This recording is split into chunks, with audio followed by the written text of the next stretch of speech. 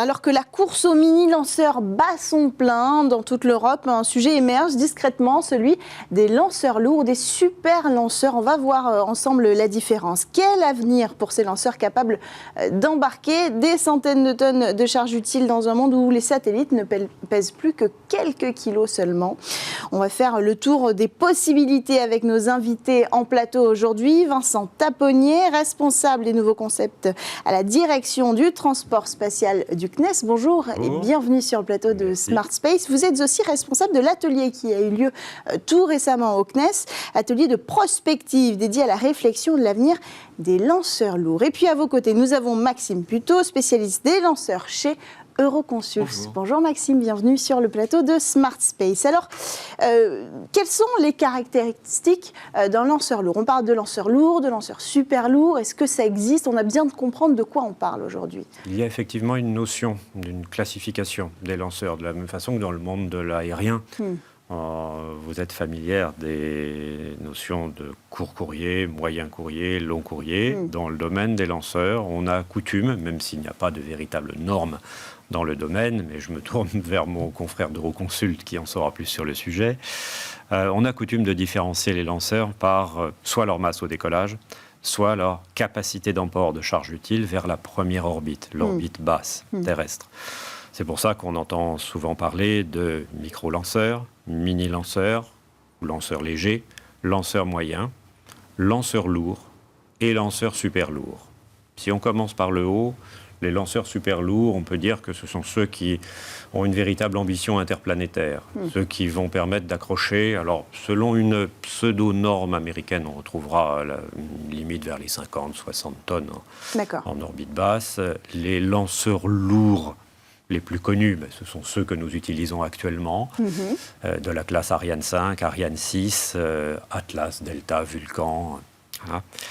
Et quand on va vers les petites tailles, les lanceurs légers ou les lanceurs moyens, les lanceurs moyens c'est de la classe Soyouz, et les lanceurs légers sont ceux qui vont viser 1 à 2 tonnes en orbite basse.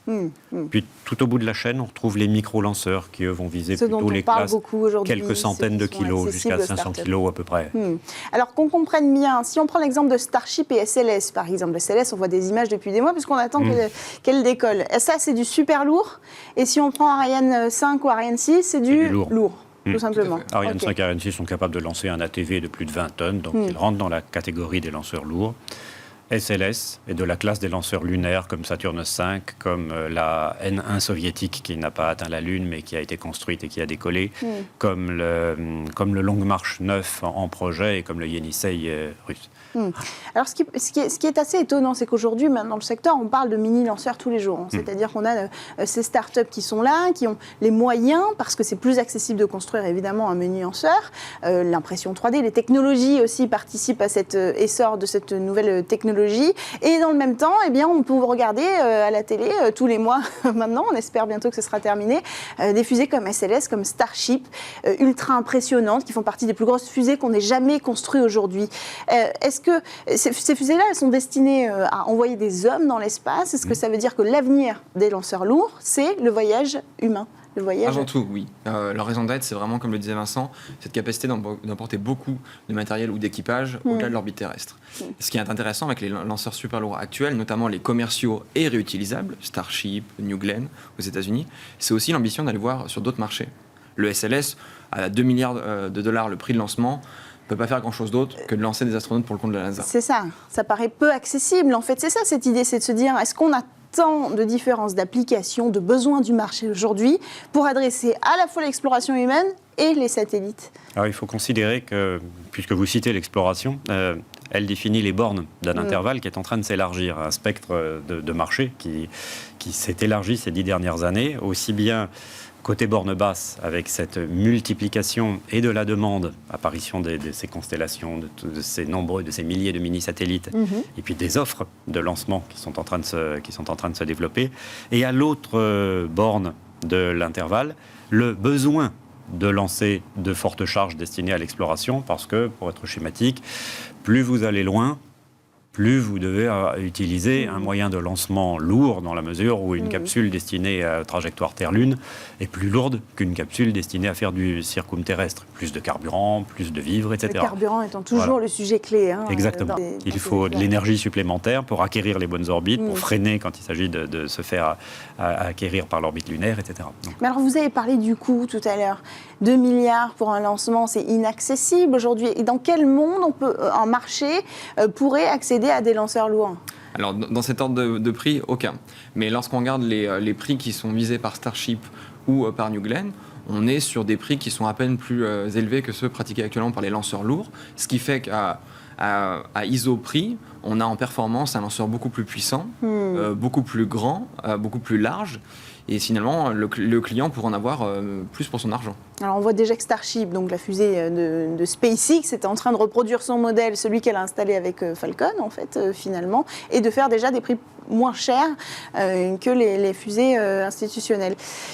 Moi, ce que j'aimerais comprendre, c'est est-ce qu'il y aura suffisamment de place sur ce marché pour aller chercher de nouveaux acteurs ? Comment ça va se passer ? À quels besoins vont répondre précisément ces nouveaux lanceurs ? Alors aujourd'hui, Starship, ça répond à 3 besoins. In fine, c'est aller sur Mars, c'est la vocation de Musk, et c'est la raison d'être de SpaceX.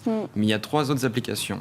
Il y a poser des astronautes sur la Lune pour le compte de la NASA, et SpaceX a reçu 3 milliards de dollars pour faire 2 missions, dont une de démonstration avec équipage. Donc Starship est aujourd'hui un projet financé par le contribuable américain. Donc il y a de la commande publique. Exactement.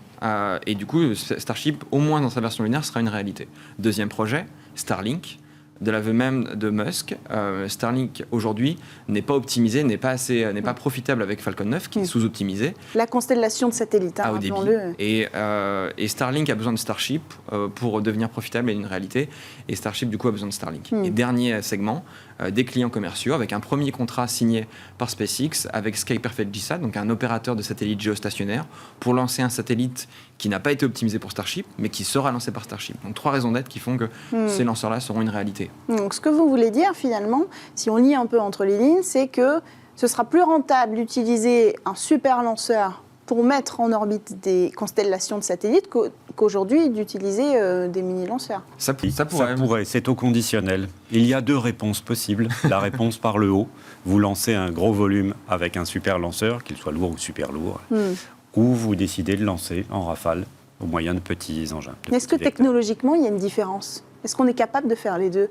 Évidemment, une fois qu'on aura prouvé qu'on peut lancer ces super lanceurs, mais technologiquement, est-ce qu'on est capable d'envoyer en grappe comme ça ? Oui, on est capable dans la mesure où il existe des dispositifs de distribution, on appelle dispenseur en anglais ou distributeur en français, qui est moins usité, qui permettent de distribuer les satellites des constellations sur les différents plans orbitaux auxquels ils sont destinés. Donc les réponses technologiques existent et sont accessibles dans les 2 cas. C'est le marché qui, in fine, décidera quelle solution est la plus abordable et la plus adaptée à la demande. Est-ce que c'est le marché ou est-ce que ce sont l'arrivée de ces lanceurs qui permettront au marché de se décider sur la meilleure voie à prendre ? Mais il faut bien comprendre qu'aujourd'hui, le design des satellites, il est conditionné par les lanceurs.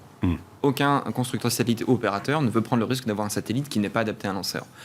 Les super lanceurs changent l'ordre de grandeur. Aujourd'hui, les plus gros lanceurs ont 5 mètres de diamètre.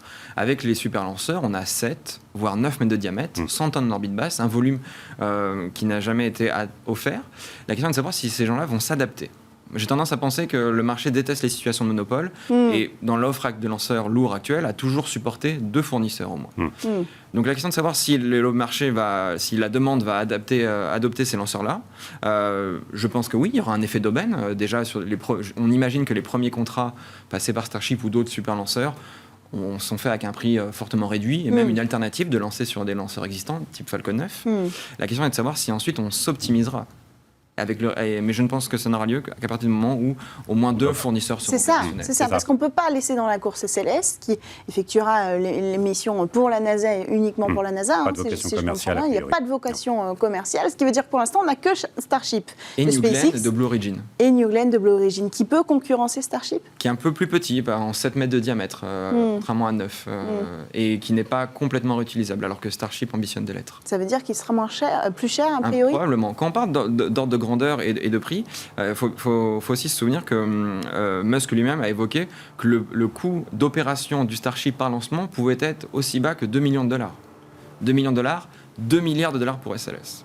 Mais encore une fois, ce n'est que le coût, évidemment. Et puis, il y a toujours cet effet inflationniste de Musk entre ses prévisions, notamment dans le temps, mais aussi dans les prix. Oui. Mais je dirais que même si aujourd'hui, Starship était vendu au prix de Falcon Heavy, c'est-à-dire à peu près 110 ou 130 millions de dollars, ça serait quand même un lanceur extrêmement compétitif et qui pourrait menacer les lanceurs lourds existants. Alors, Ocnex, vous vous êtes posé la question, je l'ai dit en introduction, vous avez vous-même organisé une réunion de prospection pour étudier éventuellement l'avenir d'un lanceur lourd et l'intérêt d'un lanceur lourd.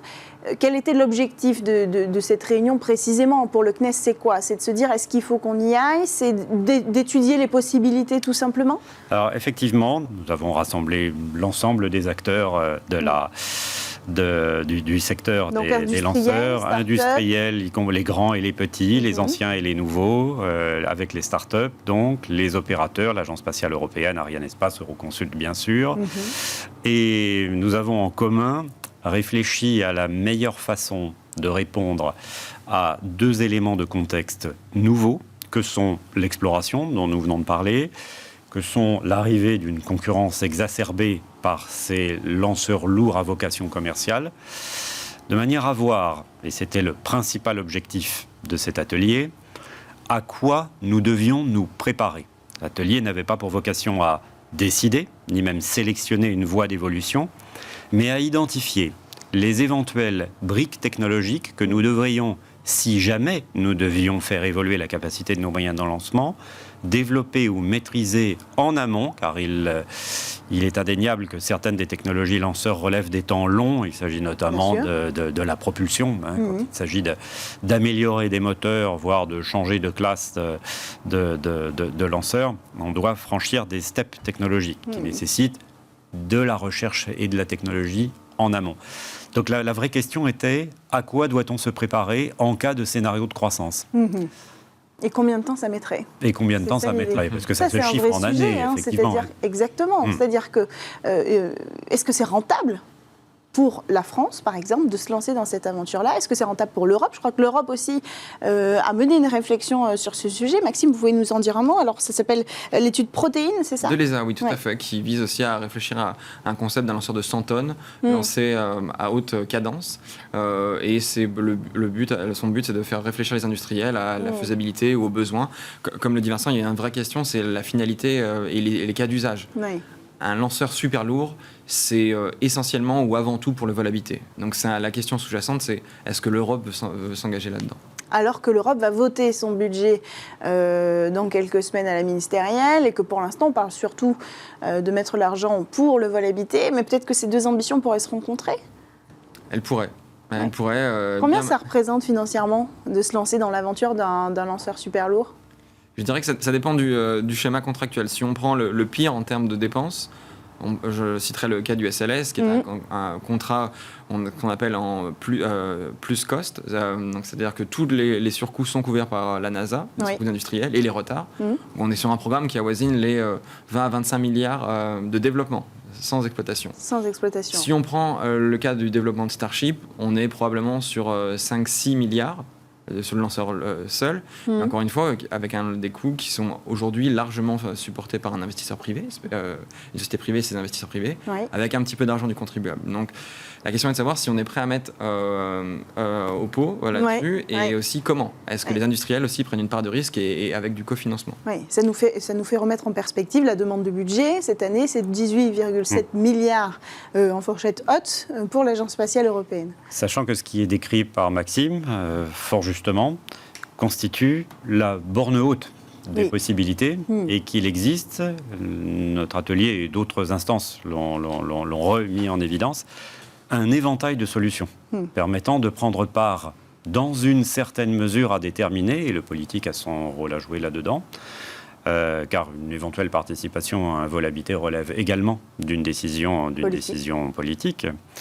Il existe un éventail de solutions qui ne passent pas toutes nécessairement par le lanceur super lourd de 3000 tonnes dédié à l'alunissage, mais qui repose sur des combinaisons de moyens existants fortement améliorés par leur potentiel de croissance intrinsèque ou par des projets de lourdes modifications, voire par des améliorations ou des innovations même dans le domaine de la stratégie d'injection.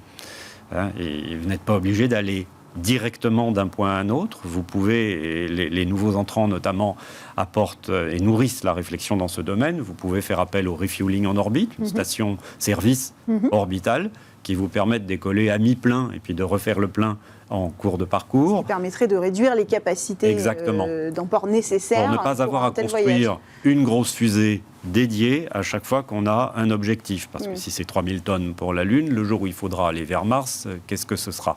Il y a donc pour nourrir ces ambitions, d'autres solutions. Et la dernière qui peut être évoquée est celle du train spatial, qui a déjà été étudié. Vous lancez en plusieurs fois.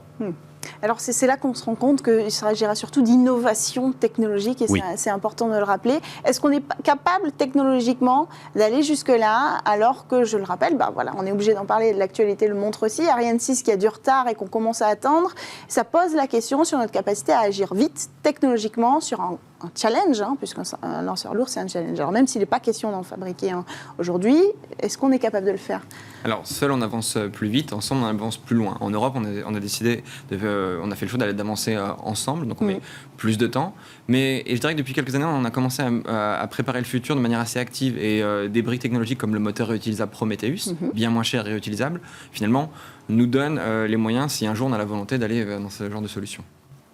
Pour compléter, des retards de développement ou de qualification ne signifient pas nécessairement, et c'est d'ailleurs le cas, ne sont pas associés à un défaut de maîtrise des technologies que par ailleurs nous maîtrisons.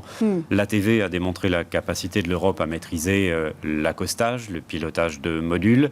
L'exploitation d'Ariane 5 réussit malgré des retards au début du développement, qui illustrent le fait qu'un lanceur peut avoir un retard dans son entrée en scène, mais faire une très belle carrière.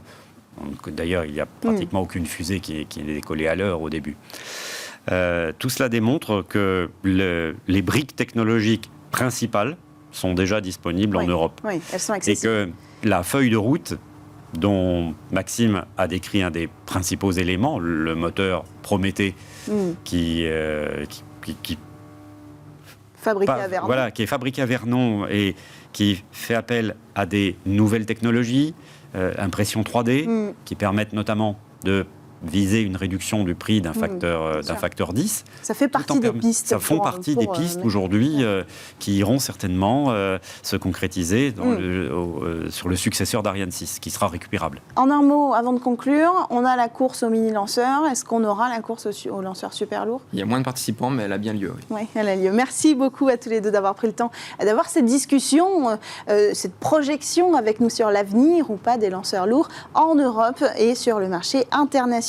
Vincent Taponnier, je vous rappelle que vous êtes responsable des nouveaux concepts à la direction du transport spatial au CNES. Et vous, Maxime Puteaux, je vous appelais Vincent, Maxime Puteaux, spécialiste des lanceurs chez Euroconsult. Merci à tous de nous avoir suivis. On se retrouve dès la semaine prochaine sur Bismart.